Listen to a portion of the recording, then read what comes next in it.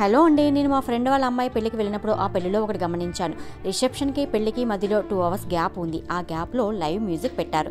మేము అసలు ఒక హాఫ్ అన్ అవర్ కూర్చుని వెళ్ళిపోదాం అనుకున్నాం. కానీ వాళ్ళు ప్లే చేసే మ్యూజిక్కి టైమే తెలియకుండా 2 hours ఉండిపోయాం. ఇప్పుడు అందరూ ఇలాంటి గ్యాప్ వస్తే లైవ్ సాంగ్స్ పెట్టేస్తున్నారు.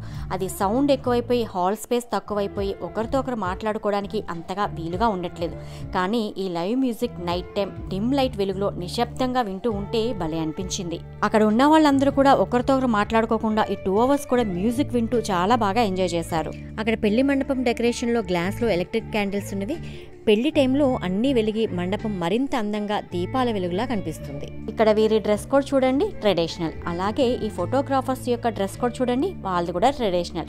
నాకు భలే అనిపించింది. వీళ్ళు మన పెళ్లిలో మన సంప్రదాయానికి ఇచ్చే విలువను చూసి చాలా సరదా వేసింది. మనం కూడా మన సంస్కృతి సంప్రదాయాలను కాపాడుకోవాలి అంటే పిల్లల్ని చిన్నప్పటి నుండి ఇంట్లో పూజలకి, గుళ్ళకి, పెళ్ళిళ్ళకి, ఫంక్షన్స్కి సంప్రదాయాల దుస్తులు అలవాటు చేస్తే వారికి వాటి మీద గౌరవం పెరుగుతుంది. దీనివల్ల పిల్లల్లో ఆలోచన విధానంలో కానీ ఒకరిని ఒకరు చూసే విధానంలో కానీ గౌరవపదమైన మార్పు వస్తుంది. ఇప్పుడు స్టైల్స్, ఫ్యాషన్స్ అని ఫాస్ట్ కల్చర్కి అలవాటు పడిపోయి జీవితానికి ఒక విలువ లేకుండా చేసుకుంటున్నారు.